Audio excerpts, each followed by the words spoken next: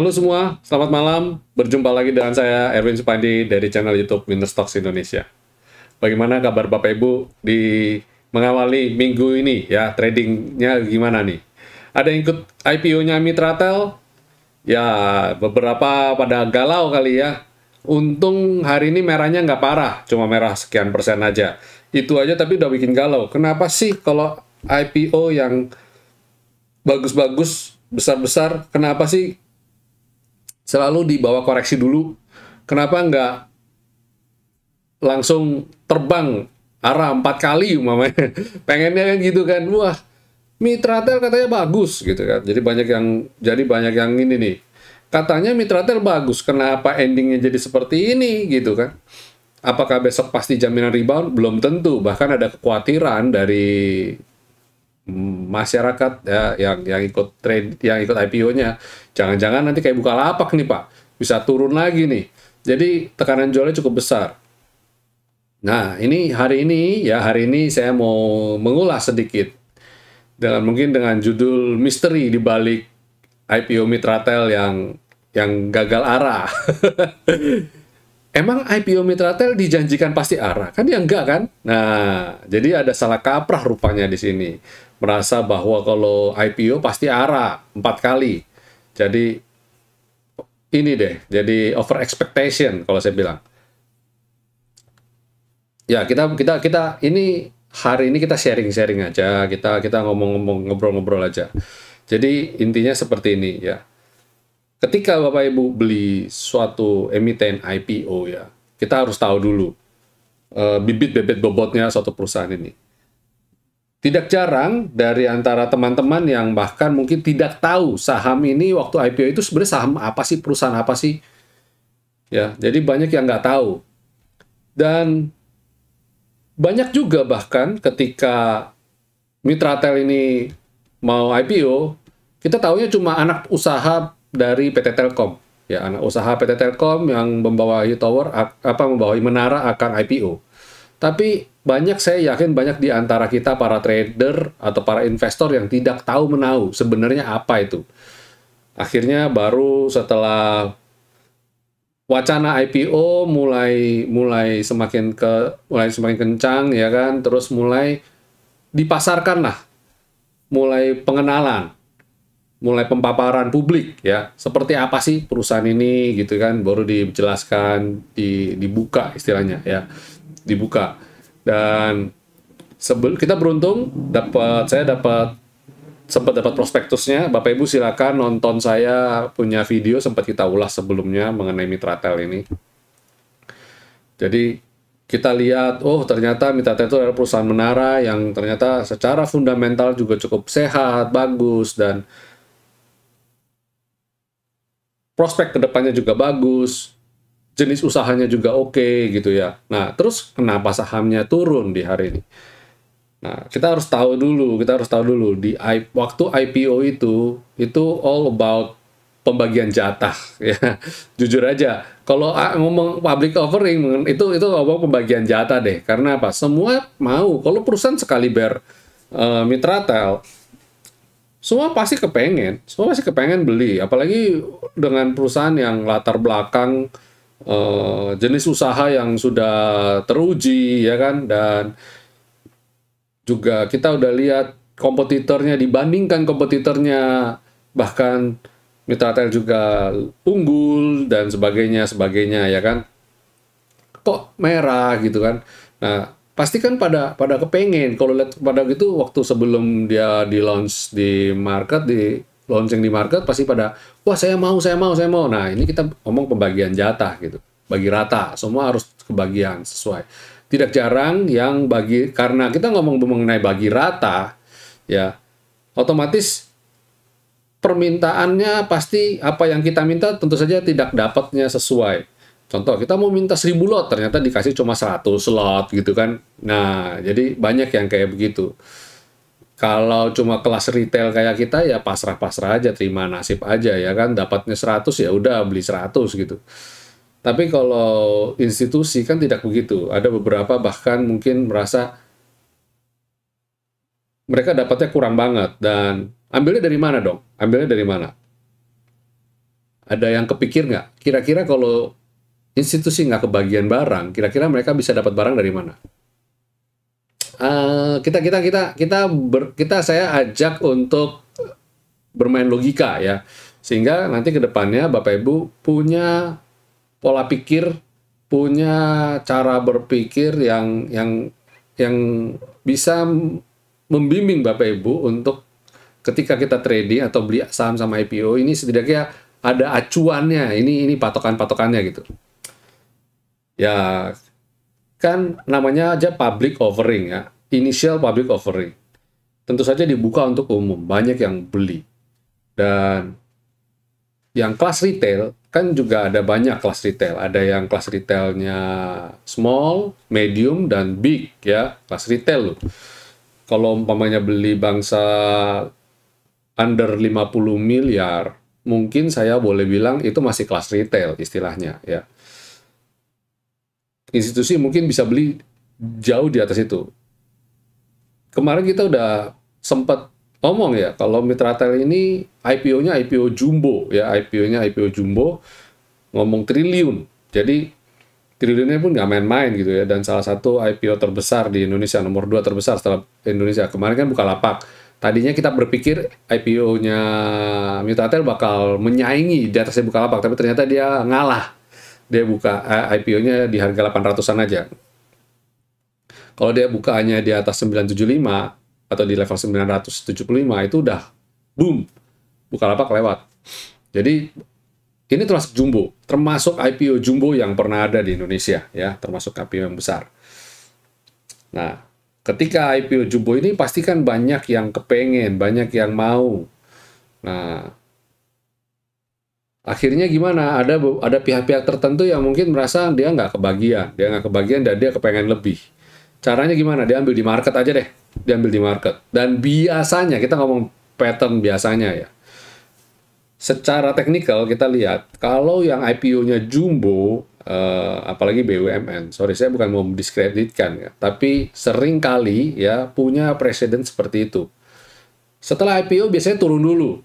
Setelah IPO turun dulu dan malah mungkin bisa dapat harga lebih murah di market ketimbang di IPO. Itu yang menyebabkan seringkali emiten-emiten tersebut yang notabene harusnya dengan fundamental yang bagus harusnya naik, malah nggak naik gitu, karena terlalu besar di market. Ada beberapa emiten yang bisa kita kasih contoh ya, kita kasih contoh, kita berdasarkan fakta. Pertama BRIS. Nah, BRIS ini yang salah satu yang saya yakin segar banget di ingatan Bapak Ibu ya. Karena kemarin ini kan naiknya cukup ekstrim. Tahukah Bapak Ibu kalau di bulan-bulan pertama BRIS itu dari harga pembukaan di 600 ya, dalam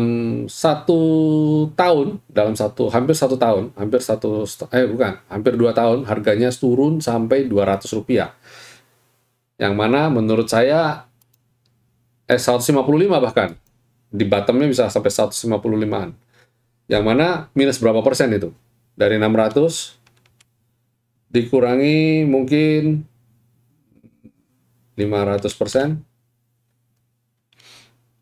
ya. Berapa tuh? Cukup dalam. Kita harus pakai kalkulator yang ini deh. Saya kebetulan di dekat saya nggak ada kalkulator itu. At least mungkin sekitar turun 3 kali lipatnya lah. Anggaplah ya, 3 kali lipatnya. Kalau kayak gitu gimana? Kalau kayak gitu lebih enak beli di bawah kan? Nah, lebih enak beli di bawah sini dong. Ya kan, enak dibeli di bawah dong Pak, beli di harga 200-an dong. Kalau kita tahu bakal bahwa ini akan di drive naik. Waktu itu saya nggak tahu, ini BRIS ini sempat besar apa enggak? Saya nggak tahu. Maksudnya jumlah yang di IPO kan cukup besar apa enggak? Saya waktu saya buat video ini, saya nggak riset sampai sedalam itu. Terus ada lain lagi yang IPO dan ambles. Ya. WSBP juga pada waktu itu juga termasuk yang jumbo. Dan bahkan WSBP lebih ekstrim lagi. Sampai hari ini harganya belum comeback. IPO di level mungkin 500-an kali ya. Mungkin 500-an. Coba saya cek. 490 dan hari ini masih di level 145-an. Berarti udah berapa lama tuh? WSBP dari 2016 sampai sekarang di 2021 belum comeback, ya kan? Masih miris. Kalau BRIS memang sudah naik ya. Ini sudah powerful dari kalau beli di level 200 sekarang sudah profit udah berapa duit tuh? Anggap dia ada di 2000, ya kan? Nah, kalau apalagi yang BUMN IPO gede, ya nggak usah BUMN lah, kita coba yang lain lagi aja deh, yang lain. Yang sampai hari ini masih belum naik ya dari IPO-nya. Apa ya? Ya pasti buka ya, pasti.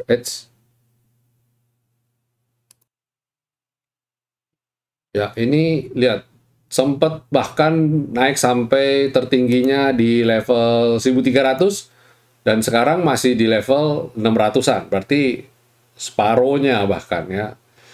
Ya, itu akhirnya lebih mending beli di bawah di dasar dong, non IPO. Jadi itu sebabnya saya kemarin kita bikin videonya itu lebih kepada investasi. Kalau mau beli saham-saham IPO, ya buat investasi.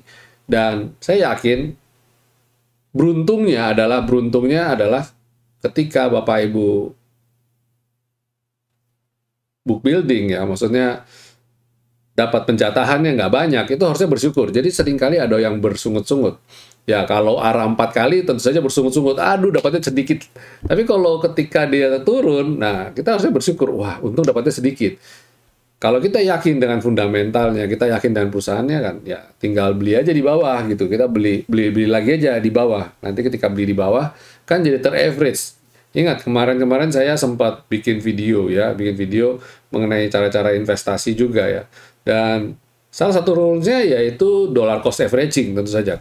Kalau Bapak Ibu beli saham ya kan, nah, untuk sifatnya nabung investasi, kita belinya bertahap dan sifatnya itu dollar cost averaging. Beli aja terus, numpuk aja beli, niscaya dapat profit. Dan kalau kelas Mitratel seperti ini, yang mana kita lihat PBV dan EBITDA-nya dibanding Tebik dan Tower, kita ngomong sisi fundamentalnya aja, Mitratel masih ya fundamental di atas Tebik, tapi kira-kira levelnya mirip-mirip sama Tower lah ya.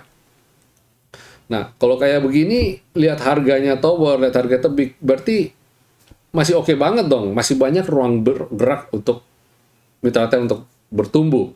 Jadi, Bapak Ibu sabar-sabar aja. Jangan dihujat. MT ini jangan dihujat. Kemarin mulai ada lucu-lucuan ya. Ada yang hari ini mulai muncul nih, meme-meme lucu-lucuan.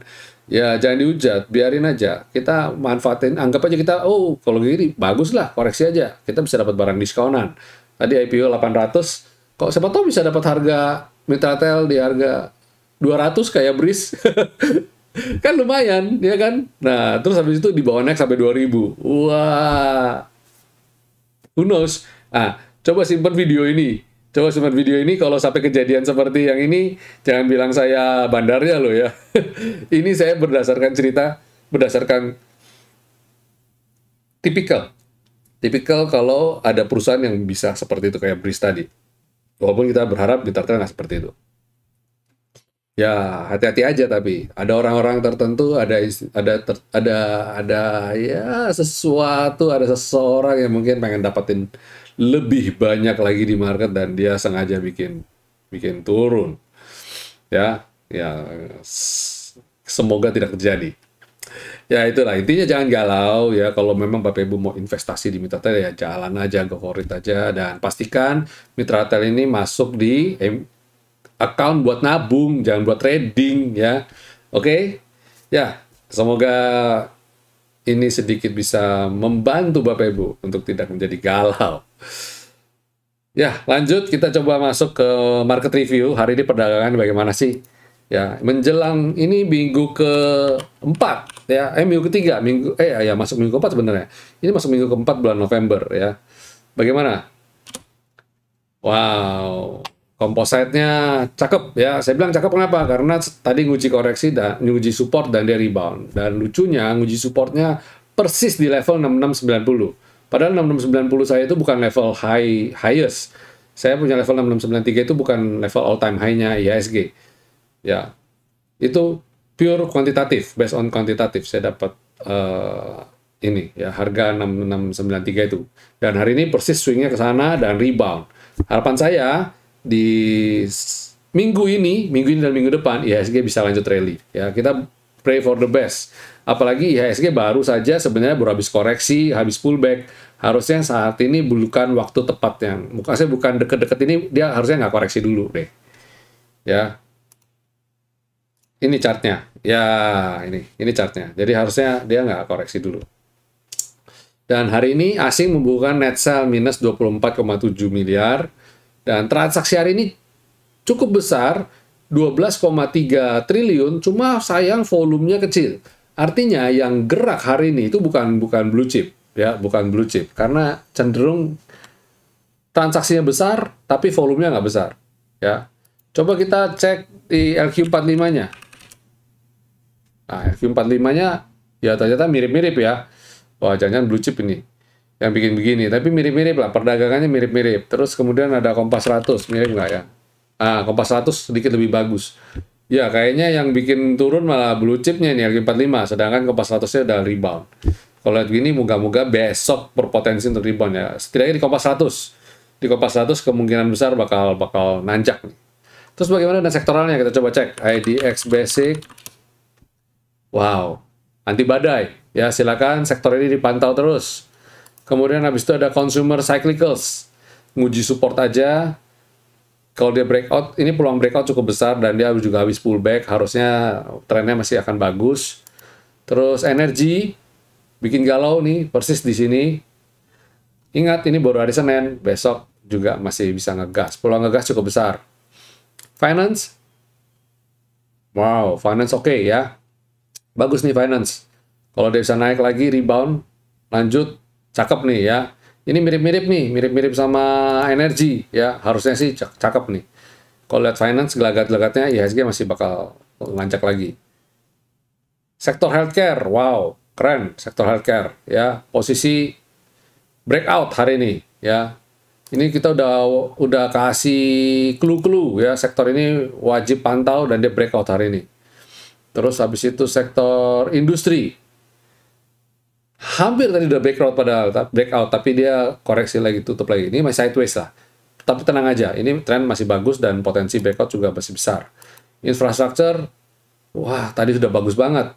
Dia koreksi, nggak apa-apa. Ini anggap momentum untuk buy on weakness. Kalau kita ngomong infrastruktur, ini nggak jauh-jauh dari sektor telco ya. Nanti silakan Bapak Ibu pantau. Wow, consumer non cyclicals keren. Nah, ini bagus nih ya. Saya lihat consumer bakal jadi kuda hitam nanti di akhir tahun window dressing. Jangan-jangan dia yang bikin rally nanti. Silakan Bapak Ibu, hari ini mulai kita kumpulin ya, kumpulin consumer. Properti koreksi lagi dan dia goyang di support. Harapan saya bisa balik mantul lagi. Ini tertahan di support ya. Kalau dia balik dari mantul dari skyline, ini kelihatan banget dia rebound dari skyline ya. Wow, keren banget lah ini kalau dia bisa rebound dari skyline. Terus tentu saja ada sektor tekno. Ini masih abaikan aja ya, masih kurang oke. Terus kemudian sektor transportasi. Wow, cakep nih sektor transportasi ya. Dia tertahan di sini, moga-moga sideways datar aja, nggak usah terlalu ekstrim, sembari naik selendang pelan-pelan balik ke level atasnya. Ya, itu sektoral. Secara sektoral pokoknya pada dasarnya masih aman. Saya lihat potensi rebound cukup besar, apalagi kita tandai dengan bagusnya sektor consumer, non-cyclicals, ada basic, ada finance, ya consumer non-cyclicals juga keren, yang cyclicals juga keren. Pokoknya ini trennya pada dasarnya masih oke banget. Jadi kita harapkan besok atau sepanjang minggu ini trennya masih akan bagus. Dan lanjut di segmen berikutnya untuk rekomendasi kita untuk perdagangan di esok hari apa aja. Pertama ya ada MNCN, lagi MNCN. Kenapa saya kode MNCN? Karena weekly-nya cakep banget ya. Harapan saya dia bisa sampai di sini ya. Dia udah breakout soalnya. Dia bisa ke sini nih. Ini target saya berikutnya di MNCN weekly, based on weekly loh ya, 1065.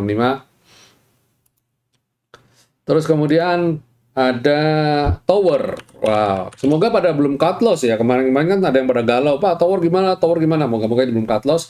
Kalau kita lihat weekly-nya, dia udah mulai naik pelan-pelan. Dan harap diketahui Bapak Ibu, ini perusahaan yang sehat, bagus. Layak lah untuk keep ya, untuk di keep. Lihat monthly-nya cakep banget. Ini kenapa saya bilang silakan yang mau nabung. Tower itu adalah ini areal belanja ya, silakan. Ya, ini monthly-nya keren banget nih. Dan dia cukup nurut. Setiap kali dia rebound dari selendang, dia cukup ngegas. Jadi silakan tower mulai cicil beli. Terus kemudian ada BTPS.